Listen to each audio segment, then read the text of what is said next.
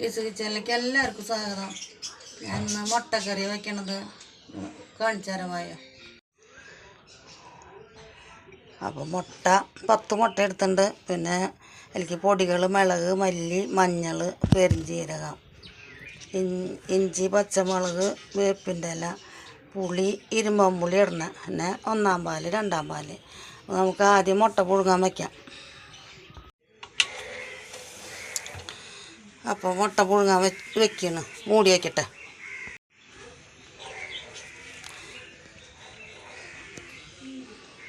മുട്ട വേവട്ടെ. മുട്ട കറി വെച്ചാലോ?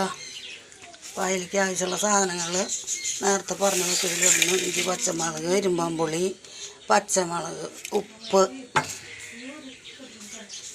പൊടികളായിട്ടുള്ളത് മുളക്, മല്ലി, പെരിഞ്ചീരകം, മഞ്ഞൾപ്പൊടി. 2-ാം പാൽ ഒഴിച്ച് അടുപ്പത്ത് വയ്ക്കണം.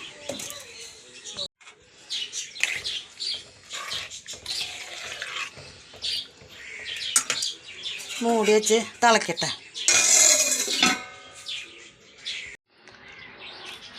ചാറൊക്കെ തിളച്ച് പാകമായി. അപ്പോൾ 1-ാം പാൽ ഒഴിക്കണം.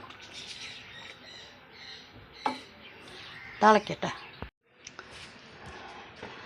തിളച്ച് പാകാവണ നേരം കൊണ്ട് അപ്പുറത്ത് ഉള്ളി കാച്ചാനുള്ള ചട്ടി വെച്ച് എണ്ണ വെച്ചു.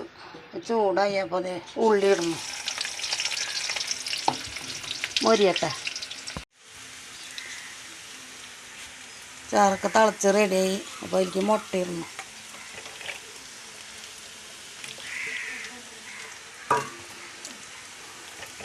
നമുക്ക് പണിക്കാരുണ്ട് വീട്ടിൽ 2 ആൾ. അവർക്ക് ചോറും കഞ്ഞിയൊക്കെ കൊടുക്കാം. അപ്പോഴത്തെ ചോറിലേക്കുള്ള കറിയാണ്.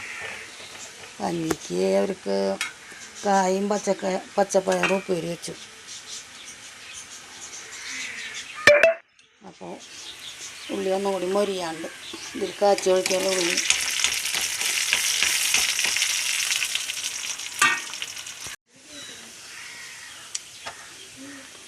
അപ്പോൾ ഉള്ളി മൊരിഞ്ഞു. അതിൽ 2 വേപ്പിൻ്റെ ഇല ഇടുന്നു. ഒരു തുണ്ട് മുളകും പൊടി ഇടുന്നു.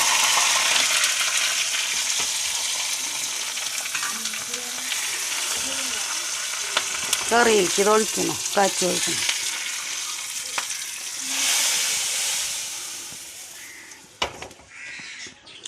നമ്മുടെ കറി ഇവിടെ റെഡിയായി. കറി നിർത്തിയാലും തിളയ്ക്കുക. പൊട്ടണ ചട്ടിയായ കാരണേ തിളച്ചുകൊണ്ടേ ഇരിക്കണം. നമ്മുടെ കറി ഇവിടെ റെഡിയായി. ഇന്ന് ഇത്രയൊക്കെ ഉള്ളൂ. ലൈക്ക് ചെയ്യുക, ഷെയർ ചെയ്യുക, സബ്സ്ക്രൈബ് ചെയ്യുക. അടുത്ത വീഡിയോ നാളെ വരാം. ബായ്.